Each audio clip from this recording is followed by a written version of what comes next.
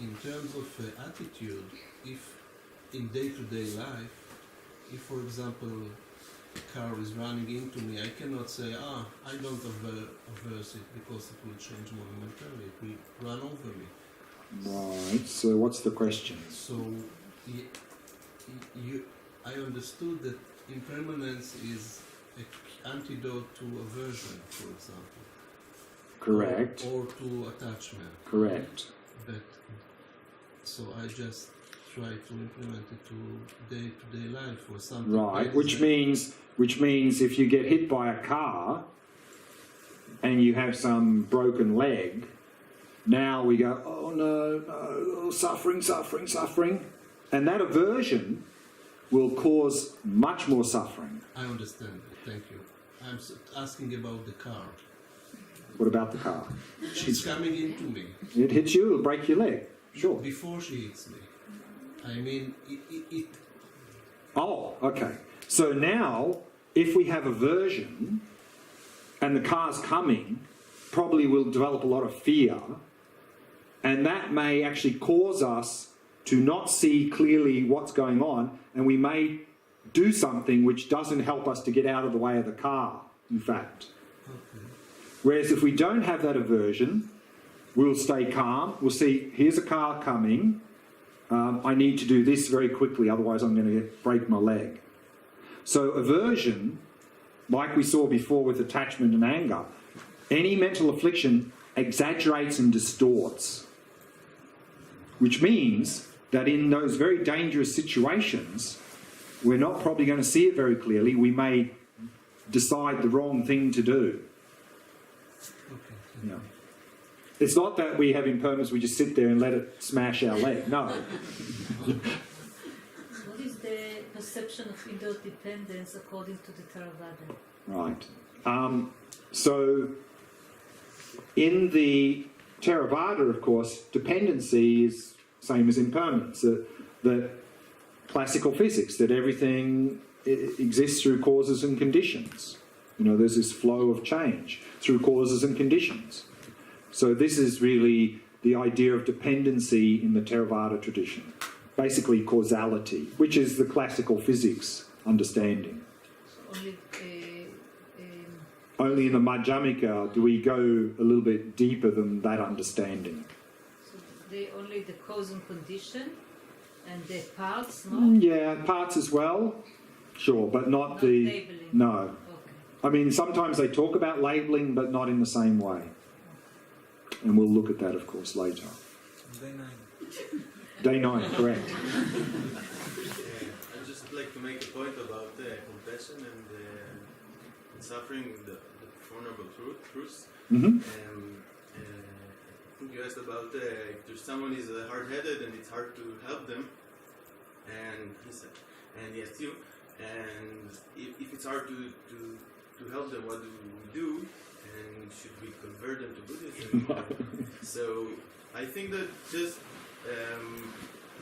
with compassion is about wanting another person to not suffer. And to be free of the causes of that suffering, yes, correct. And I think that, and as the Buddha said it, the first step is just knowing that it's just saying it, just diagnose it. Yeah, and sure. I don't think it's trivial at all that someone would come and tell us, be it Buddha or anyone else, that we suffer so much, that life is defined by suffering, by dukkha. Yeah, okay. And I think that there is a lot of therapeutic power just to that. You Sure. don't even have, if someone is hard-headed and narrow-minded, Sure. and you won't look beyond that. What are the causes? Sure. What is the cessation and the path? Sure. Just acknowledging that he suffers so much, and it can be just by listening to him. Exactly. I mean, That means Exactly. That means so much. exactly, you're right. And that's why the Buddha taught this first. Because actually this causes this, so why didn't he teach that first? The reason is, if we don't appreciate this, what are we going to do? I mean, the same in the analogy. If we don't realise we're sick, we won't go to the doctor. We'll just think this is normal and we'll continue in our life in this ill state thinking it's normal and there's nothing to be done. So similarly, unless we understand and appreciate that, then we'll never entertain the possibility of improving that situation. So yes, that's why this is actually taught first. So it's very good. I see it as like if you feel bad, and you just feel better by sitting in front of the doctor. It's a nice doctor. You feel better just by doing that something. Yeah, so I mean, of course, the first step is to clearly see what the situation is. Until we do that, then all of this doesn't have any meaning. Of course not. Okay.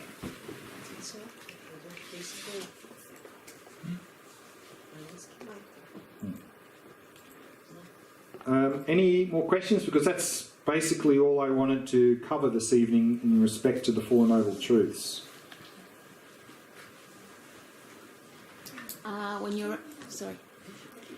When you write path, you mean Dharma? When you... The fourth is just Dharma? The fourth one is Dharma. Yeah, the path. Dharma actually has many meanings in Buddhism. I studied one text that listed 10 meanings of the word Dharma. One meaning of the word Dharma, it simply means phenomena. Dharma can mean phenomena. But in this context, Dharma usually, most commonly, has two meanings.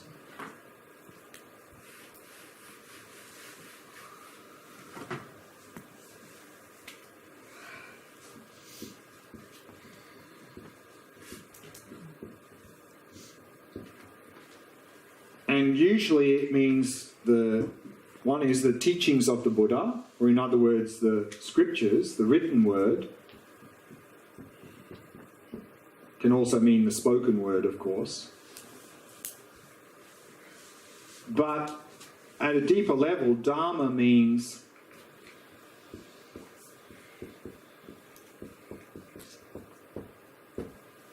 realization. For example, in Buddhism, we often talk about this going for refuge to Buddha, Dharma, Sangha. Actually ties in nicely with this analogy we used here, is that, again, when we think we're sick, who or what do we turn to for refuge? The doctor. Why? Because we believe that they're qualified and they can hopefully help us. So likewise, we can turn to the Buddha for refuge because we believe he's qualified, because he's done all the work, he's cured himself. But when we go to the doctor, what's actually the refuge from our sickness or illness is the medicine. The doctor themselves are not directly the refuge. They're not going to it's their medicine, the medicine they prescribe, that's the real refuge for us.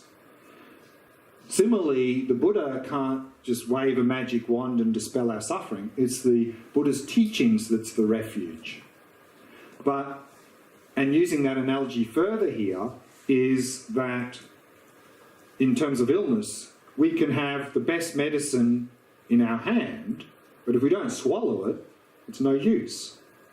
Likewise, we can have the best teachings in the world, but if we don't internalize them, they're no use. So we can go to lots of teachings, get lots of information. We can be the smartest Buddhist scholar on the planet and be completely miserable.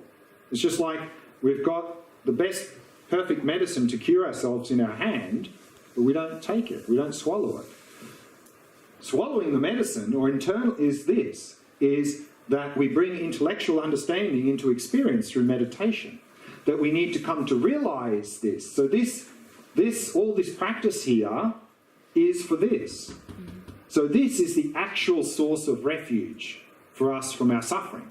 To the extent that we have realized these things, to that extent we'll reduce and eliminate our suffering.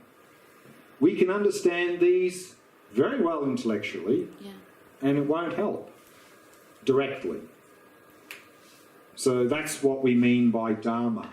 So the real Dharma, the real actual Dharma that's the source of refuge is this. is how much we have internalized these ideas. Then they're helpful.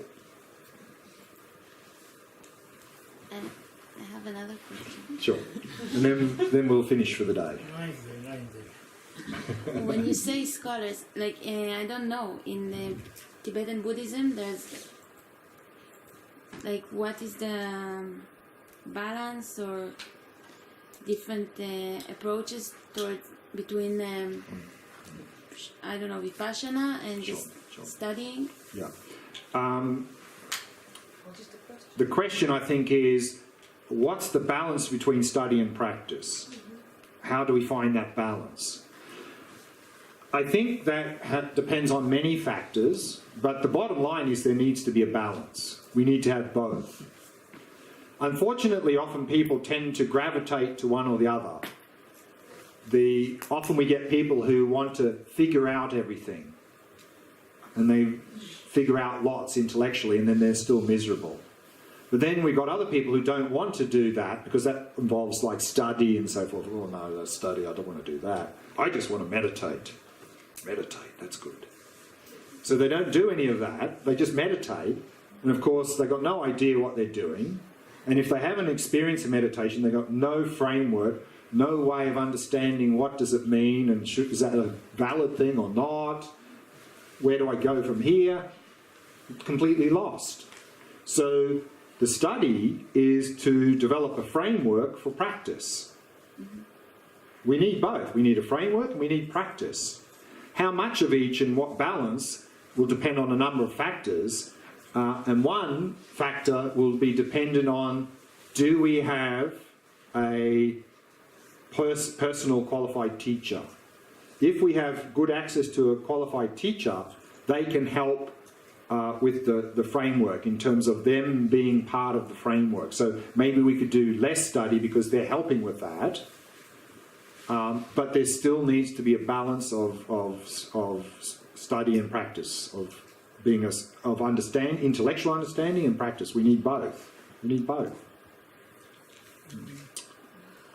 Okay, let's finish there. So again, like each evening, we'll finish with the Shavasana meditation. And this evening, what we'll do, based on the practice that we did this afternoon, is focus on the rhythm of the breath rather than the sensations in the body. Okay? So let's find that place somewhere, spread out.